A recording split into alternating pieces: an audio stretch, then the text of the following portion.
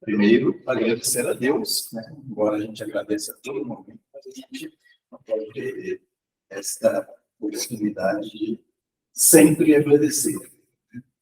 E agradecer a oportunidade que a casa nos permite estar aqui hoje, conhecer essa casa, que é algo muito bom, estar conhecendo mais e mais casas que estejam voltadas para o estudo do Evangelho de Jesus, a luta da doutrina espírita, sobre, né, a orientação desses amigos que só querem que a gente aprenda, mais nada.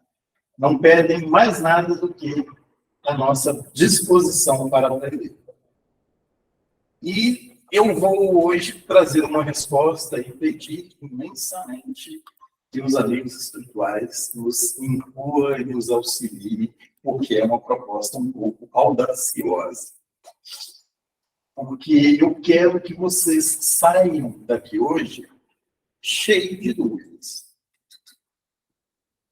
André Luiz, no livro Conduta Espírita, e outras obras também, como Irmão. Olha, só abrir um parênteses, eu ando muito, se eu sair de fora.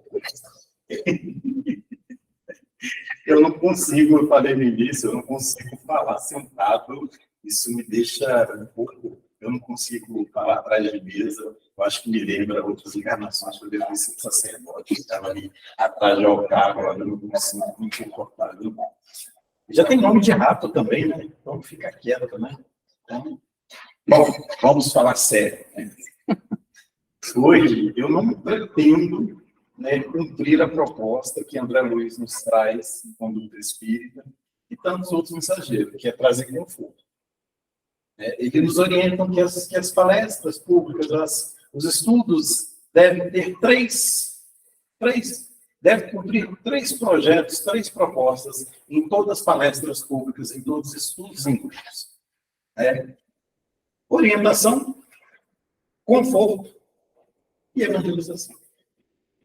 Palestra pública é para a gente poder realmente tentar se sentir acolhido através de uma mensagem, através de uma orientação que nos conforte, tá?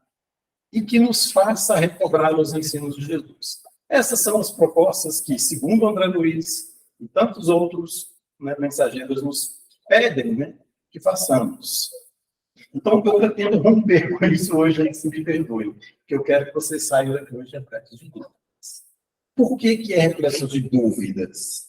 Tá? Porque é através da dúvida que eu me movo, que eu me sinto incomodado, eu tenho que me sentir incomodado, e através desse incômodo, ir atrás da resposta que vai me trazer alguma orientação e, na medida do possível, me levar ao conforto.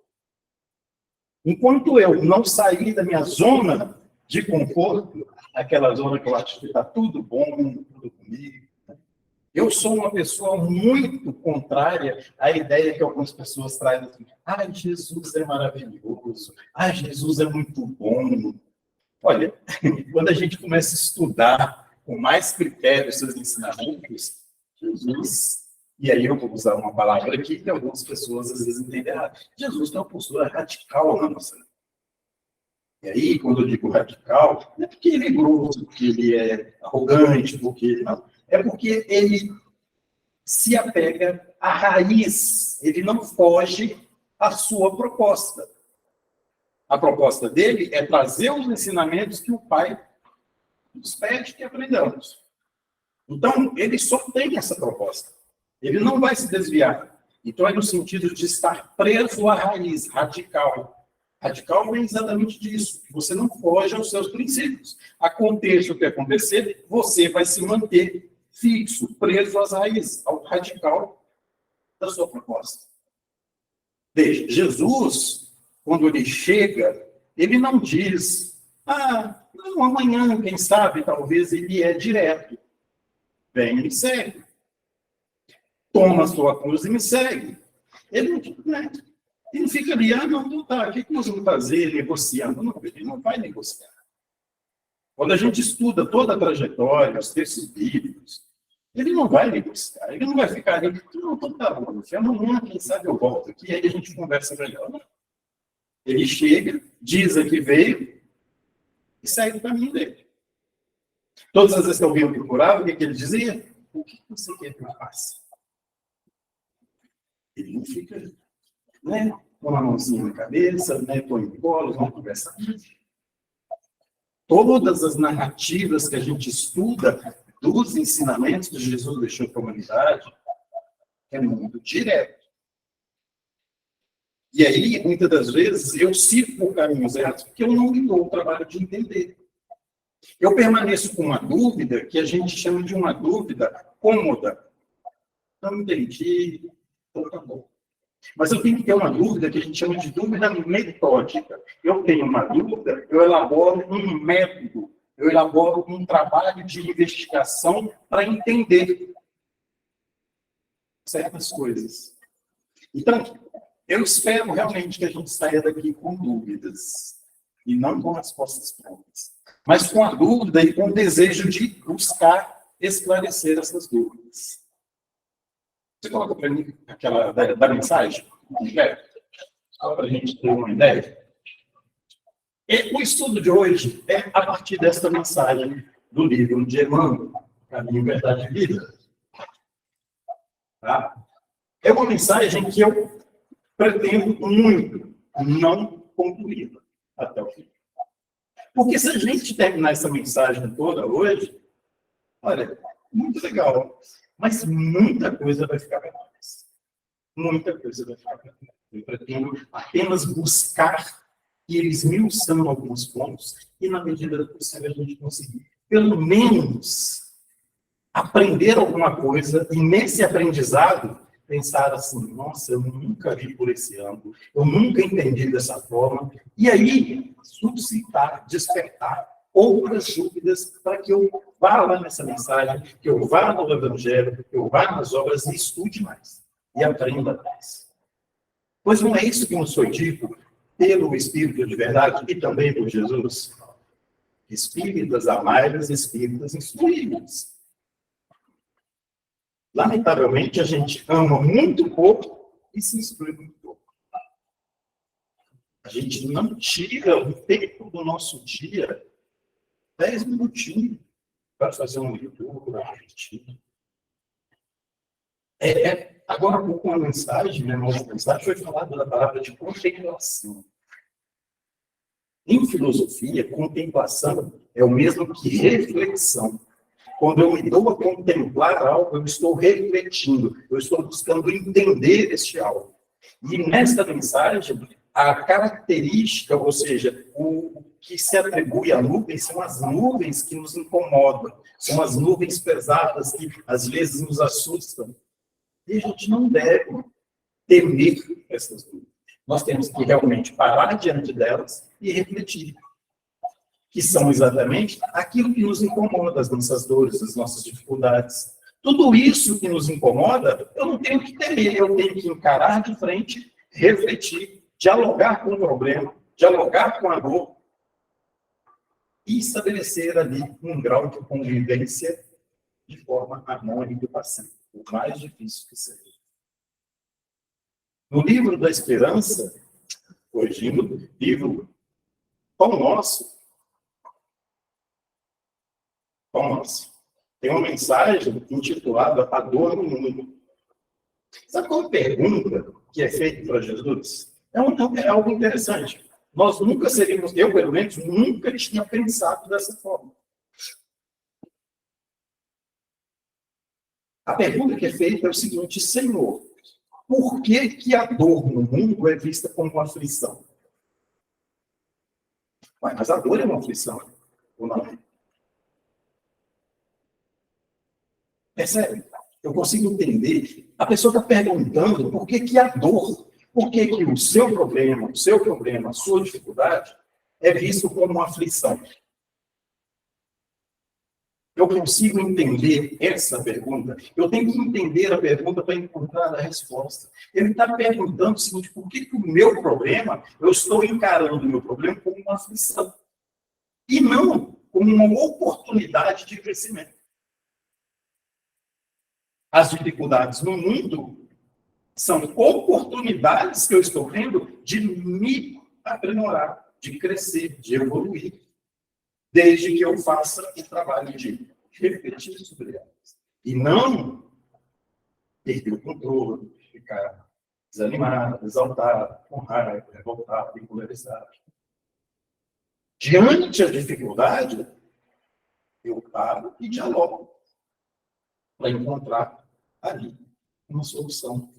Ou, pelo menos, coexistir com o problema até que ele não exista. Então, quando é feita essa pergunta, por que a dor no mundo é vista como aflição? Isso nos leva a essa proposta de endireitar os nossos caminhos. Veja que Emmanuel, pode ser o slide, por favor? O próximo. O slide. Isso. Veja que Emmanuel, ele pega ali, endireitar os caminhos. Mas ele nem está buscando de uma orientação de Jesus. Essa orientação nem é de Jesus.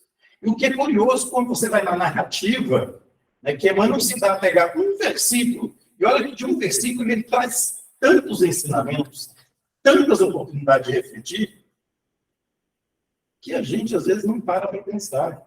A gente acha que já entendeu tudo. A gente acha, nossa, que mensagem bonita. Às vezes a mensagem está te dando um puxão de orelha, está te colocando numa situação tão comprometedora, e você não percebe. Então, por isso que é necessário se dedicar à leitura e realmente entender, saber o que está lendo. Veja aqui, quando ele pega este versículo, que é dito por João Batista, aquele que ficava pregando no deserto, alertando as pessoas para a chegada de Jesus. Era primo de Jesus, João Batista, primo de Jesus, filho de Isabel. Né? Esse, depois, de acordo com a narrativa, Herodes mandou cortar a cabeça, enfim. João Batista dizia, endireitai os caminhos do Senhor.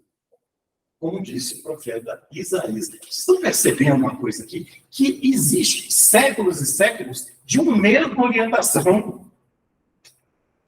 E nós estamos hoje aqui de novo, quebrando cabeça para entender algo que foi dito antes, né? De João Batista, foi dito por João Batista. E quando você vai estudar as narrativas lá em Mateus, nós vamos ter no capítulo 5, capítulo 5 de Mateus, você pega ali uma lista enorme de Jesus dizendo, ouviste do que foi dito, ou seja, já foi dito. E eu ainda continuo fazendo as mesmas coisas que me levam ao sofrimento. Me falta endireitar os caminhos. Que caminhos? Como?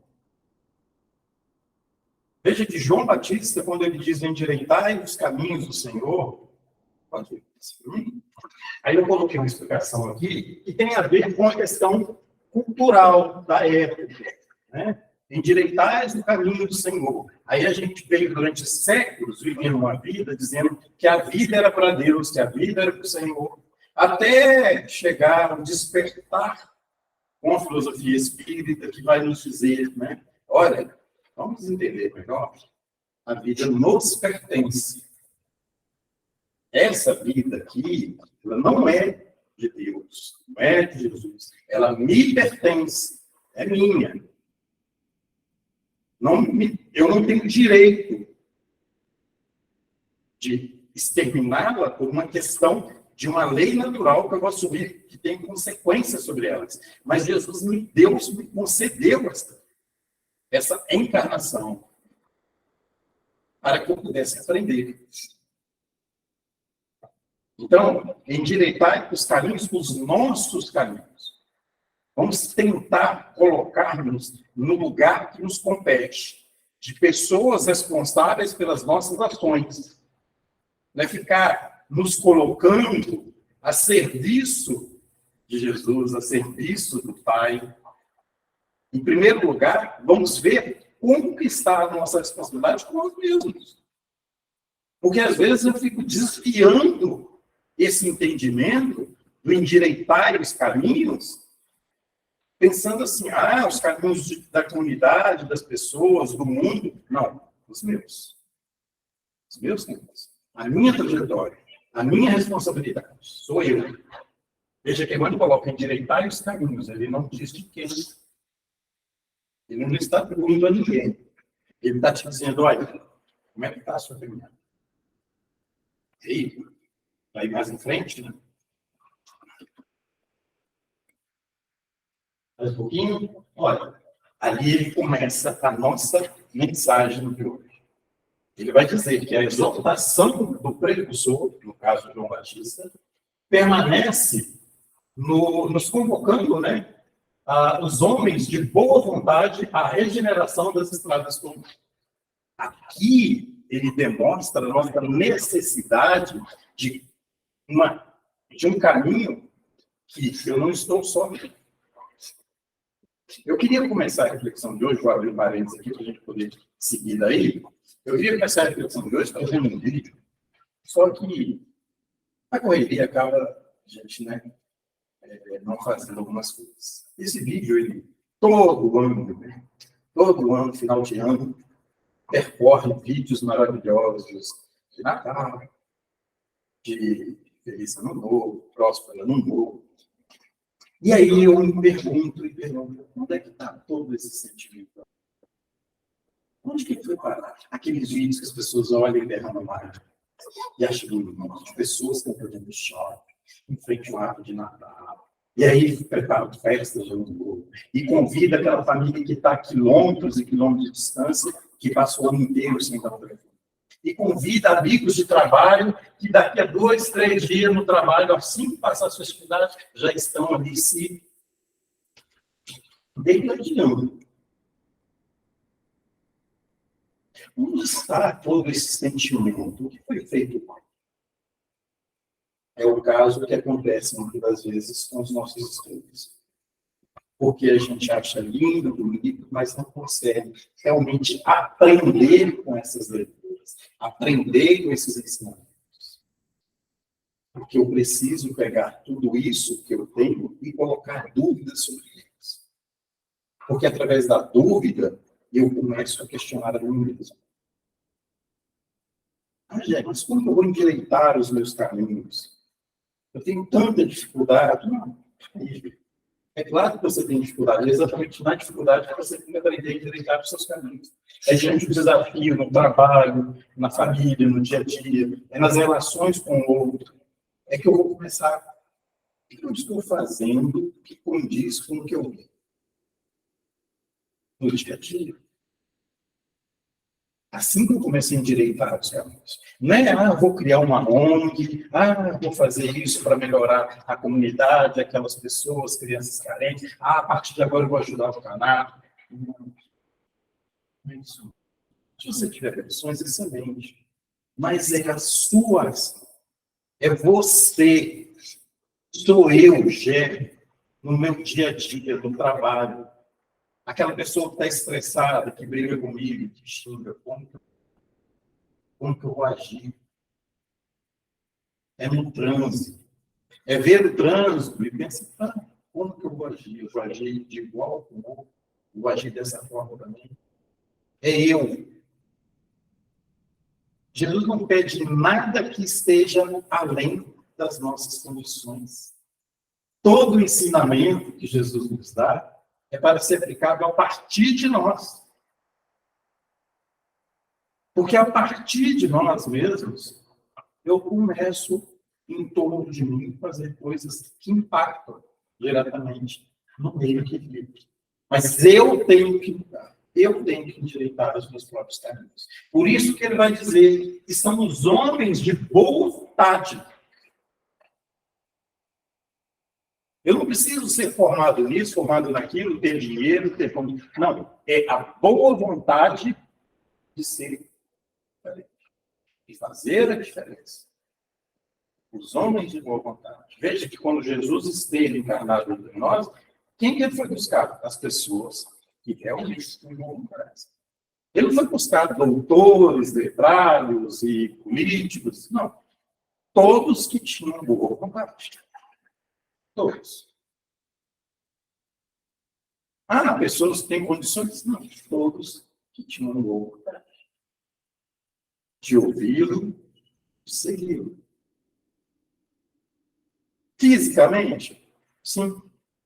Mas aí a gente tem N exemplos de pessoas que quiseram seguir Jesus, mas foram orientados por ele. Olha, você pode seguir a sua vida. Um exemplo claro disso, Joana de Ângeles. Joana de Cusa, que era esposa de um senador romano, que tinha uma vida de luta. Hoje a gente diria, né, uma vida de uma relação de abuso. Era assim a vida dela. E quando conheceu Jesus, queria seguir. O que ele disse? Você pode seguir no teu lado. Você não precisa estar fisicamente comigo na estrada. Você tem um marido, você tem um filho, você tem um cara. Você pode ser cristão no seu lado. Então, é a partir de mim, é comigo mesmo, endireitar ele nossos caminhos, é a partir de uma boa vontade. Tenho boa vontade, eu quero fazer isso, eu desejo fazer isso. Eu tenho que sentir que me incomoda, de repente, ter dado uma mal resposta a uma pessoa só porque ela está estressada. Eu tenho que me sentir incomodado com isso. Eu tenho que colocar e pensar, cara, eu não precisava ter feito isso. Ah, estou no trânsito e o outro me fecha e vê, está um númerozinho. Preciso fazer isso? Vai resolver o problema? Não, porque é só o meu eu extremamente agressivo, o instinto animal que ainda fala mais alto. Aqui na casa espírita, se às vezes, sei lá, pisa no meu pé, o que eu faço? Que é isso, meu irmão? Está tudo bem. Dá até um outro para ele, sabe? Mas se é no ônibus lotado, já sobe o sangue, né? Respira fundo.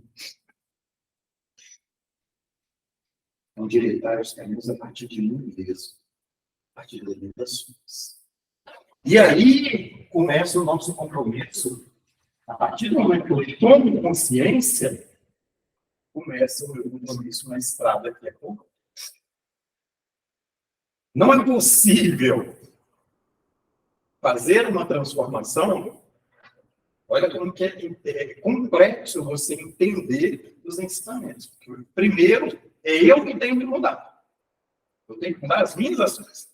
Mas as minhas ações, elas só podem realmente mudar quando eu estou na estrada comum. Essa estrada comum é exatamente o nosso dia a dia, é a caminhada comum. Porque é o outro que revela as minhas fragilidades. É o outro que diz quem eu sou.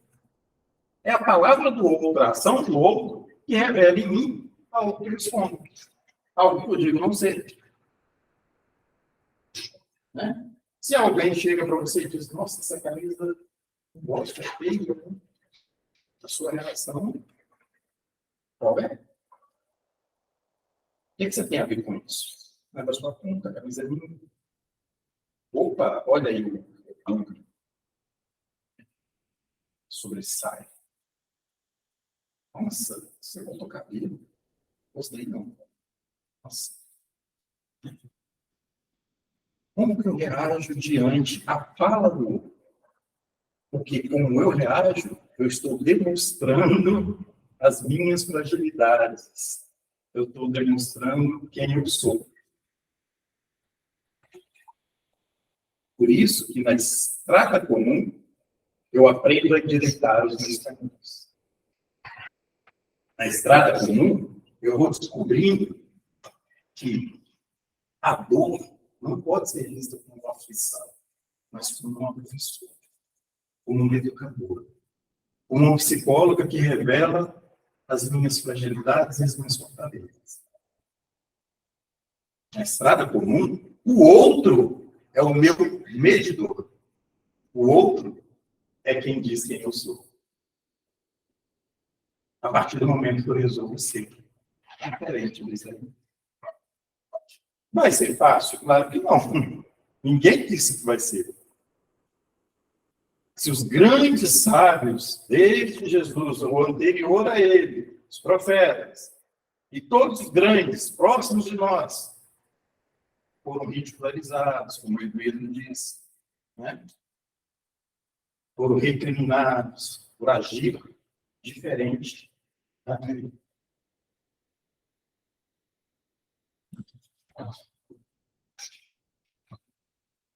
Em todos os tempos, observamos criaturas que se candidatam à fé, que anseiam pelos benefícios do Cristo, clamam pela paz, pela sua paz, pela presença divina, e por vezes, após transformarem os melhores sentimentos em inquietações injustas, acabam desanimados e vencidos. Aqui tem tanta coisa. É que eu falo, às vezes a gente pega a mensagem e não percebe, mas tem tanta coisa para dizer aqui, que a gente ficaria aí, um bom tempo só refletindo neste parágrafo. É muita coisa. Tá? Quando ele vai dizer para a gente, olha,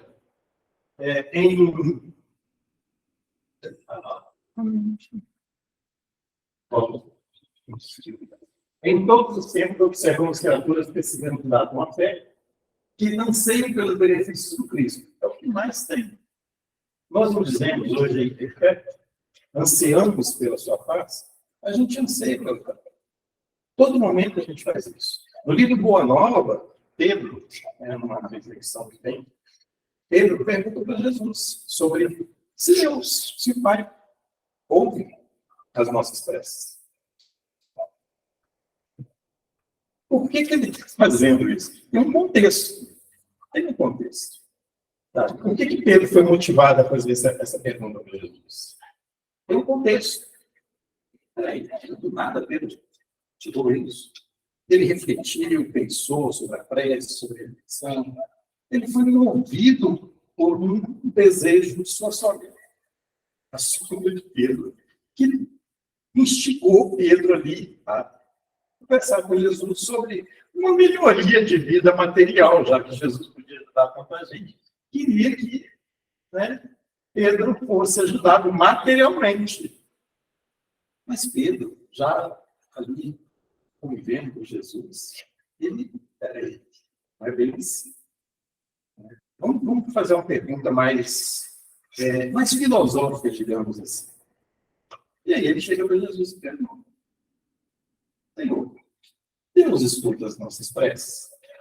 E aí Jesus vai dizer exatamente o que está ali, em todos os tempos, em todas as eras, desde quando foi criado. O homem sempre volta o seu pensamento ao Criador. E se até hoje nós fazemos isso, é porque em algum momento há respostas. Em algum momento nós temos as respostas, ou sinal de que ele ouve as nossas preces. A questão é que muitas das vezes eu não percebo essas respostas. E aí vem o ensinamento da sogra de Pedro, que é quando Jesus cura a sogra de Pedro, a lição que Emmanuel nos pede não é sobre a cura. O importante não é a cura. Emmanuel deixa claro isso. O importante está no que ela faz depois da cura. Por quê? Na sua trajetória, era uma pessoa extremamente difícil, enfim. Tem que estudar e ver essa trajetória na narrativa. Mas aí, a partir desse momento, o que ela faz? Ela se coloca a servir as pessoas. Veja, um momento de enfermidade, um momento de cura e um momento de transformação. Ela se coloca a servir as pessoas. Olha que interessante isso. E aí, na reflexão que nós começamos sobre a dor, nos é dito, Emmanuel nos leva a pensar exatamente sobre isso. Todas as vezes que nós estamos com dificuldades, não precisa ser uma dificuldade, uma enfermidade corporal, material, de saúde, não. A dificuldade seja financeira, no relacionamento, ou desempregado, enfim. Todas as vezes que eu estou diante de um processo que eu considero de sofrimento, de dor, se eu parar e encarar como um momento de reflexão para aprender com este momento, eu vou sair muito melhor dele. Mas o que acontece é exatamente o que Jesus fala em Marcos, quando Jesus cura alguns cegos. E aí, depois ele fala para Pedro que o homem curado voltou a pecar. Na maioria das vezes, se eu estou com um problema, eu não paro para refletir no que me levou a ter este problema. Eu estou num caminho errado, mas eu não consigo aceitar que eu, com as minhas escolhas, com as minhas ações, é que fui para este caminho. Pela minha imaturidade, por eu não refletir, por eu não me dedicar a estudar, por eu não aprender a trabalhar, enfim, por uma série de razões, não é Deus. Não é pai. Não tem nenhum obsessor me mandando. Não. É eu que me permiti que tudo isso acontecesse. Por N fatores. Como tem eu ouvi uma pessoa falando, né, que o obsessor detesta a caridade. Vai fazer caridade. Então, se você está envolto a coisas boas, ele não vai te acompanhar, ele não quer. Mas se você está indo por caminhos que não são caminhos que são condizentes, que estão dentro da raiz do Evangelho, que são radicais como Jesus, então você vai ter problemas. Ou seja, eu preciso entender que todas as vezes que eu estou no processo de aflição e quando eu saio dela, eu tenho que tomar cuidado para não voltar a fazer as mesmas coisas que me levaram para esse processo. E na maioria das vezes é isso que eu quero. Eu estou com um problema ou num relacionamento complicado ou doente e eu fico naquela aflição e num doido. Ok. Quando acaba, passa. Eu nem me dou conta que eu voltei para uma prática de vida que me levou a esse processo novamente. Quando eu deveria fazer o contrário, quando fez a sua vida, que tinha uma vida voltada para o campo da materialidade e da vaidade, ao ser curada, percebeu que precisava mudar a sua prática, endireitar o seu caminho. Será que os nossos caminhos estão realmente condizentes com o que Jesus espera? Será que a minha trajetória do dia a dia? Será que toda a minha aflição que eu digo inteiro não é porque eu estou precisando, de repente, ou tirar o pé do acelerador ou dar realmente um passo atrás e repensar a trajetória? Porque é exatamente isso que nós precisamos fazer. É essa dúvida que eu quero que a gente tenha constantemente. Será que eu estou no caminho? Será que eu estou no caminho, que é um caminho onde eu não preciso olhar para trás, como os pés de Jesus? Tome a sua cruz e não olhe para trás. Será que eu estou neste caminho? Porque eu posso vir aqui, estudar a doutrina espírita, ler todas as obras, posso fazer grupos de estudo de segunda a segunda, posso ter palestras de segunda a segunda, tendo alguém aqui falando. Mas se eu mesmo não me der o trabalho de refletir, quando eu tinha 16 anos, eu cheguei aqui para mim, eu me ingressei no trabalho de movimento jovem da Igreja Católica. E aí eu realmente descobri o que eu gostava. Eu gostava de estudar Evangelho. O irmão Danilo. O cara assim, você só fica comprando livro. Eu comecei a comprar livro. Fui estudar. Eu gosto disso, eu quero isso, eu entendo isso. Isso me faz bem. Mas você precisa se dedicar a outras áreas profissionais. Não, eu vou fazer também. Mas eu vou fazer paralelo. Eu preciso trabalhar. Nunca mais trabalhei. Com isso eu me livrei de todas as minhas dores? Não. Os problemas continuam. Trabalho, desemprego, relacionamentos complicados, cansaço, enfermidades. Mas é como você começa a ver todas essas situações. Como você começa a enxergar essas situações. Elas não são estáticas para sempre. Você tem que aprender com elas. Escolher o que você quer. É a dúvida constante do como fazer, do como viver. Como eu vou levar a minha caminhada, como eu vou levar a minha cruz, aí no sentido bem, né? Essa coisa de cruz eu acho muito pesado, mas é um termo extremamente antropológico da história da humanidade. Mas é como eu vou rasgar e lidar com as minhas dificuldades para que o meu caminho seja mais condizente com o Evangelho de Jesus.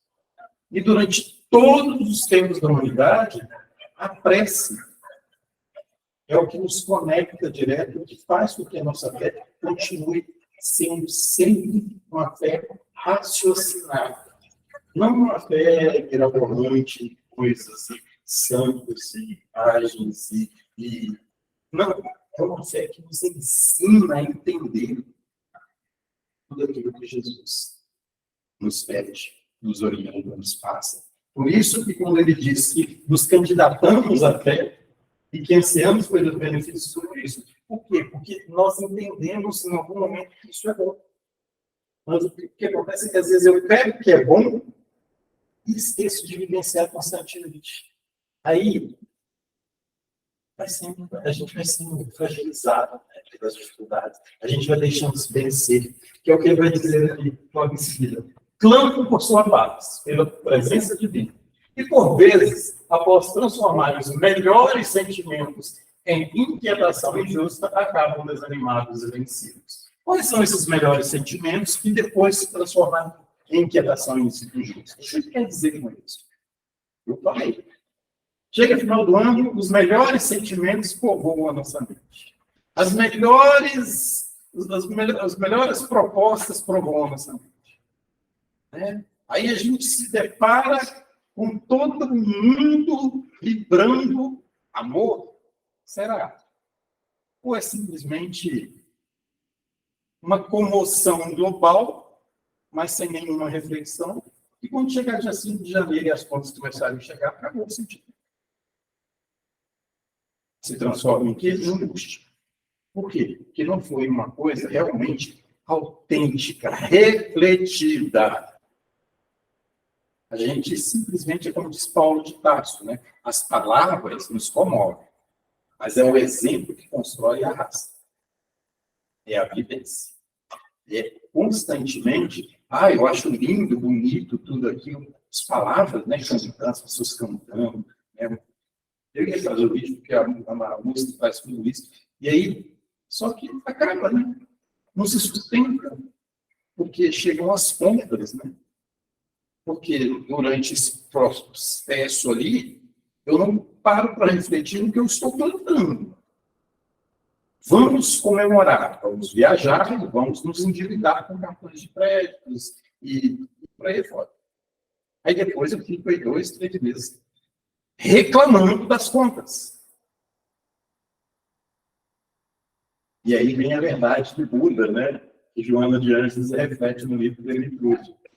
Toda dor vem do desejo de não sentir dor. A gente ouve assim, consegue, né? Mas é que às vezes eu tomo como dor o fato de não ter algo.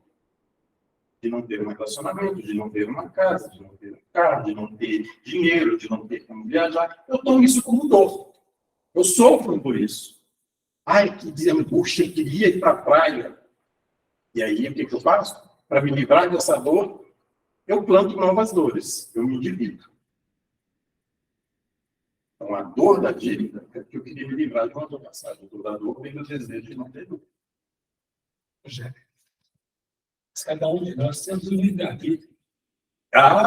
Muito bom. Eu gosto quando isso acontece, rapaz.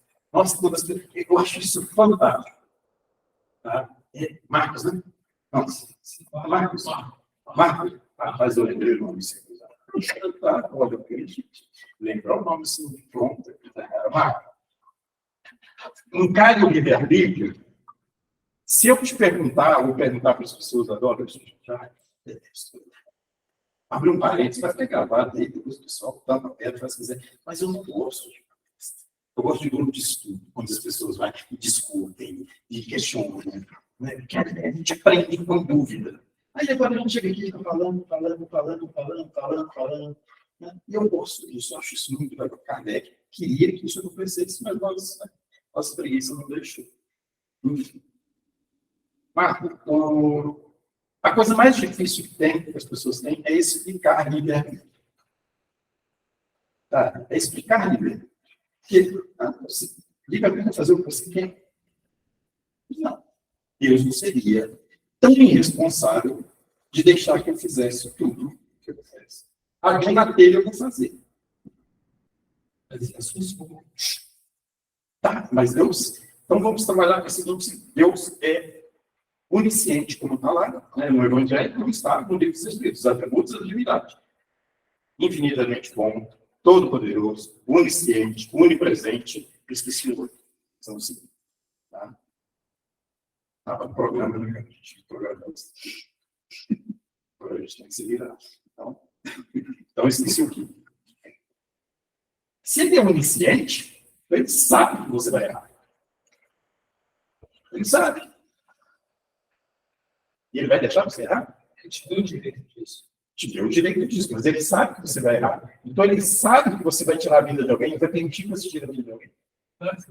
Então, ele te dá o direito, mas não quer dizer que ele te dá autorização. a partir do momento que ele te dá o direito de fazer, você pode fazer. Não. Entendeu? Se ele não quiser, você não faz. Então, mas aí, se eu tenho livre-arbítrio, a escolha é minha. Então, se ele não quer que eu faça, então ele já está colocando uma regra ali no livre-arbítrio. Mas a realização do ato é outra. Sim, mas eu tenho a liberdade para agir. Se for assim, eu vou agir de qualquer forma. Então, esse Deus é meio, para mim, ele é meio, né? Eu prefiro acreditar que seja um Deus onisciente e que ele estabeleceu leis e que eu tenho limite para cumprir essas leis. Eu não posso fazer tudo que eu quero. Isso é muito notório. Você não pode, mas você pode tentar fazer. Sim, mas se eu posso tentar fazer... Só exagero, por favor. Ele não te dá o direito de fazer isso. Mas se você escolher e fizer, você tem a escolha e tem a lei de causa e efeito. Sim. Veja, você já deu a resposta. Através da lei de causa e efeito, ela já estabelece que eu não tenho livre-arbítrio, como a gente tem, para fazer o que eu quero. Claro. Porque, a partir do momento que eu compreendo que eu tenho consequências disso, então isso já é um delimitador do meu livre-arbítrio. O livre-arbítrio, as pessoas entendem que eu posso fazer o que eu quero, quando eu quero. Não é dessa forma. O livre-arbítrio entende ele dessa forma. Olha, esse é um gráfico. Está vendo? Um gráfico. Assim. Dessa forma. Imagina que você tem duas linhas. Sendo que, à medida que você vai evoluindo, a sua capacidade de ação vai aumentando. À medida que você vai entendendo as leis divinas, essa capacidade de ação vai aumentando. Veja, o próprio André Luiz, em muitas obras dele, ele coloca isso para a gente. Pela incapacidade dele mesmo, pela questão vibratória, ele não poderia. É uma lei física. Não é questão de livre-arbítrio. Veja, eu quero, eu posso, eu tenho direito, mas vibracionalmente, André Luiz não tinha condições de chegar para baixar determinado nível. Então, o que eles faziam? Essas informações eram transferidas para espíritos menos evoluídos para chegar a determinados encarnados. Não sei se vocês sabem, mas o livro Paulo Estevam, de início, o próprio Paulo traria essas informações para Chico. Mas por uma questão física, mental, Chico não tinha condições. Não é questão moral, não. É físico. André Luiz, no Mundo Maior, ele fala: o nosso cérebro de massa não comporta as ondas de choque de determinados espíritos. Não comporta. Então, não posso fazer isso. Então, foi feita uma ponte entre Paulo, Emmanuel e Chico. Não era possível isso. É físico. O que às vezes a gente entende as coisas pelo aspecto moral, mas a filosofia espírita do Evangelho de Jesus é física. É como eu te dizer assim, como ele fala: amai os vossos inimigos. Né? Ou seja, ore pelos seus amigos e amai os vossos inimigos. Isso não é um preceito moral. Não é. Isso é física. Como que isso é física? O neurocientista Ramachandran, em 1962, fez experimentos com inúmeras pessoas que estavam em fases terminais, de doenças, cânceres e outros, enfim. E aí, fotografando as sinapses cerebrais, as pessoas que estavam envolvidas com trabalhos no bem, enfim, que eram pessoas voltadas, tinham uma fé muito maior, essas sinapses eram muito maiores. E aí ele foi fazer pesquisas com pessoas que eram envolvidas com crime, que alimentavam ódios entre elas. As sinapses dessas pessoas quase não emitiam propagação. Então, amar os seus inimigos não é uma questão moral, é uma questão física, faz bem para você, para o seu cérebro. Então, há um limite que nos é imposto. A ideia de livre-arbítrio é só para a gente entender a lei de causa e efeito. Posso fazer o que eu quero? Tem consequências. Então, se eu entendo na minha evolução, então eu já não posso, porque as consequências não devem virar, então eu não posso. Eu não estou querendo te Vai querer. Eu não estou querendo te contrariar. Não, eu quero que espero que você Não, eu não estou querendo, eu estou querendo identificar. Mas no caso de um suicida, muitas das vezes, ele não deixa de fazer isso. Ele faz isso. O ato, muitas das vezes, acontece. Não, acontece, claro. Não, eu não falo disso acontecer. Está certo que se Deus quisesse, não acontecesse, não aconteceria. Uhum. Então, quer dizer, foi um livre-arbítrio, a escolha, apesar da influenciação que ele não deixa de ter. A influenciação que muitas das vezes impulsiona ao que ele não quer, mas não deixa de ser. É nesse sentido que eu quero que você entenda para te contrariar. Não, tranquilo. Eu acho que isso é exatamente esse amadurecimento que a gente precisa dentro dos estudos, até mesmo desse trabalho, para a gente endireitar os nossos caminhos, a gente precisa realmente entender esses processos. E aí, se você para conversar no caso do suicida, Deus não quer isso de forma alguma, que ele cometa isso. Em hipótese alguma, Deus deseja isso, que ele suicide, que ele tire a sua própria vida. Deus não quer isso, de forma alguma. Está dentro da sua trajetória evolutiva, uma série de fatores que o levou a isso. Sabe? Não é uma questão simplesmente de livre-arbítrio. Ele foi simplesmente induzido a isso. Ele foi por um processo muito grande de dor, de sofrimento, de incompreensão, a cometer esse ato. Se colocar isso como uma escolha, é você, às vezes, dizer que a pessoa escolheu sofrer. E a gente tem que entender que no nosso processo evolutivo, a nossa dificuldade de compreender, de aprender, é aí que entra exatamente a lei divina. Que nos ama tanto, é como dizer assim, eu estou aqui reencarnando para pagar dívidas. Deus não é agiota. Eu não estou encarnando para pagar dívidas. Deus é um pai amoroso. Ele sabe das minhas limitações. Nas outras encarnações, ele sabe. E por ele saber disso, é que ele nos concede mais e mais oportunidades para fazer diferente. Olha, eu sei que você não fez certo naquela vez, mas agora vamos fazer de novo? Vamos tentar de novo agora com outras experiências, com outras situações, com outras pessoas, em outra realidade, em outras línguas. Então, se a gente coloca dessa forma, a gente estabelece que Deus também, a reencarnação como pagar dívidas é um equívoco. Kardec trabalha isso na revista espírita, muito bem. Sabe? A ideia que foi construída, que a reencarnação é para que a gente está aqui para pagar erros passados, a gente entende Deus de uma maneira muito, muito cruel. Eu diria cruel. Por quê? Ele sabe das minhas limitações. Ele não pode me culpar. Ele não pode me imputar uma pena. Ele tem que, sim, como um pai amoroso, ele vê um filho fazer alguma coisa errada, em vez de puni-lo, vai lá, conversa, dialoga, como Jesus coloca no Evangelho. Né? A questão dos pais, que são, se os pais terrenos são capazes de dar peixe em vez de pedra para os seus filhos, quiçá Deus é um pai muito maior ainda. Então, só porque o filho errou, eu vou colocar ele em correntes, como o Haroldo Dutra Dias nos disse quando foi interrogado. Peraí, você como juiz criminal, como é que você julga o criminoso? Julga o criminoso. Julga a pena. Eu julgo a ato. Não estou julgando o criminoso. Porque o criminoso está sobre uma série de fatores. Não é inocentar ou tirar a culpa dele. Mas ele, enquanto espírito em evolução, ele está aprendendo. Ele tem, e aí é interessante, ele tem o direito de errar sobre uma lei divina.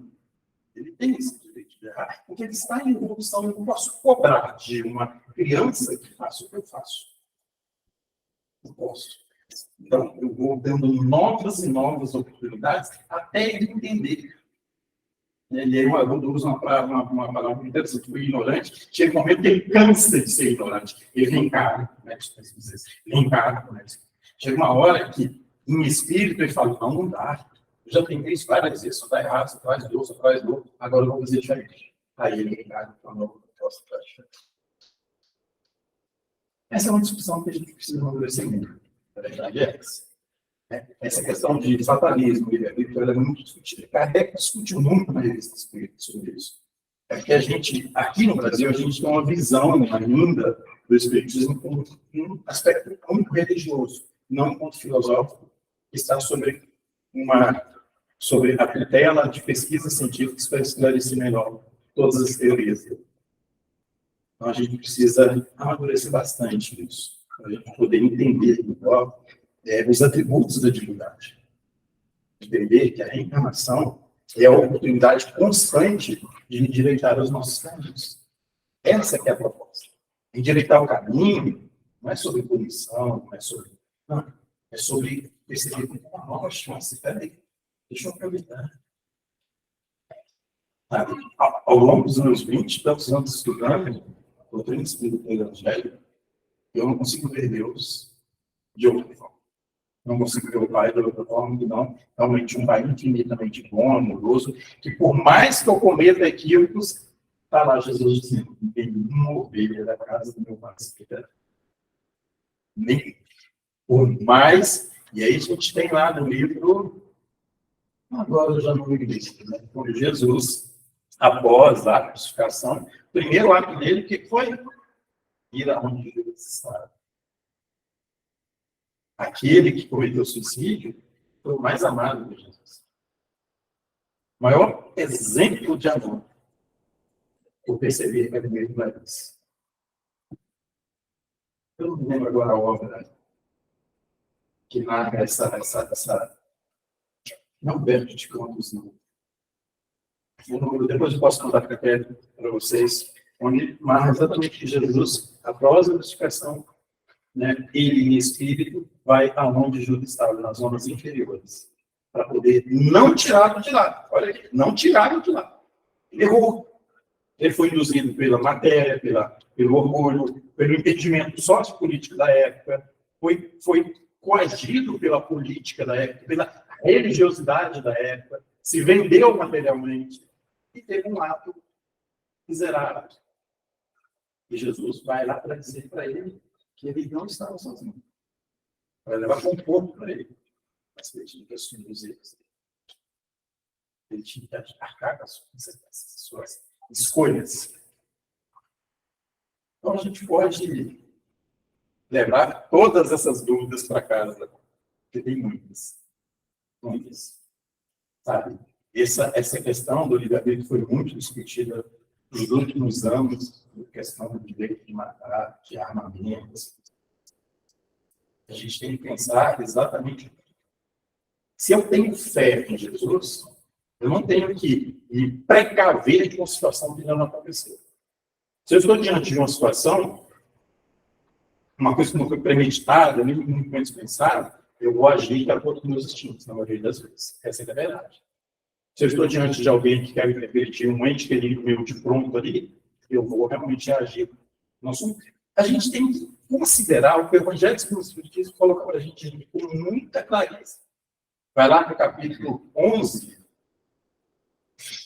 Lei de Amor, lá na Lei de Amor, quando ele vai dizer para todos nós, olha que isso foi escrito, hoje, né, Kardec colocou essa obra em 1867. Foi 1867.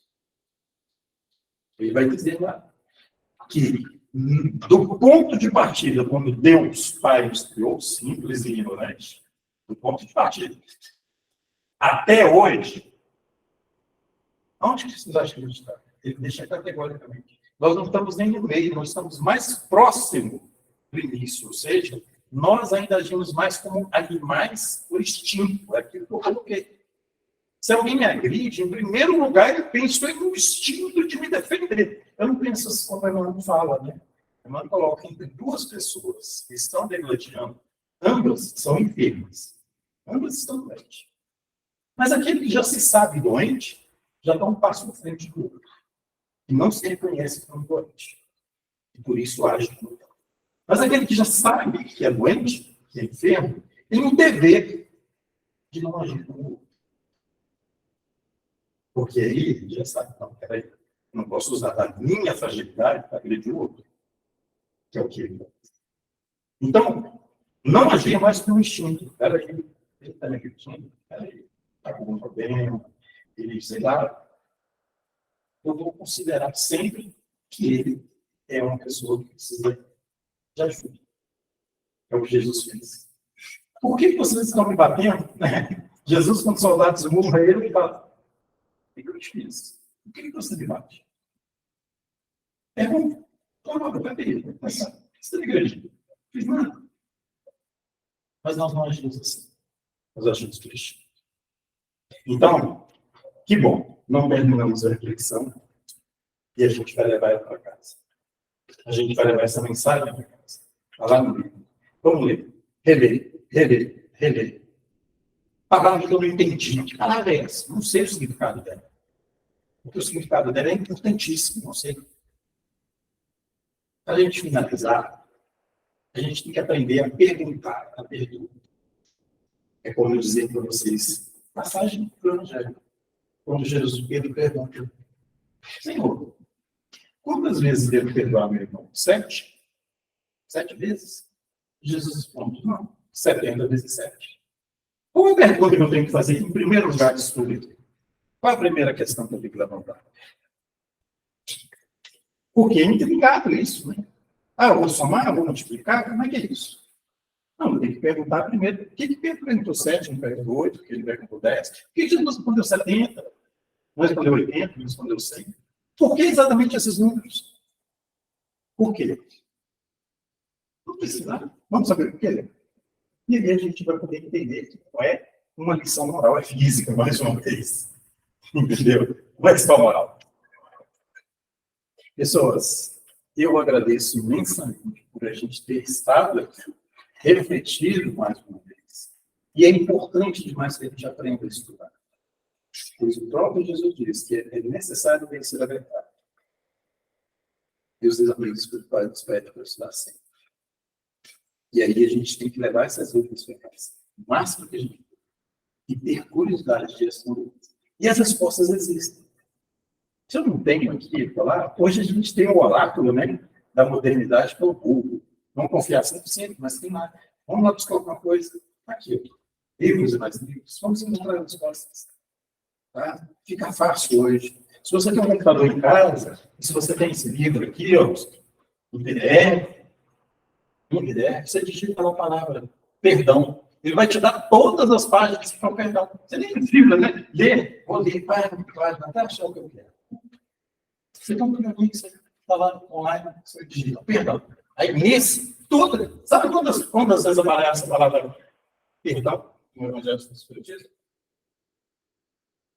Não? 656 vezes. Aí você pode saber tudo bem. Tudo que ele faz bem. Pessoas, agradeço a Deus, Pai, a Jesus, o meu irmão, que dispôs do tempo dele para trazer até aqui. Porque eu saio daqui hoje muito feliz, muito energizado com todas as vibrações dessa casa. Tá? E essa indagação que a gente precisa ter sempre. Jesus nos abençoe, os amigos espirituais, nos conceda mais e mais oportunidades para estarmos aqui. Um grande abraço a todos, que assim seja.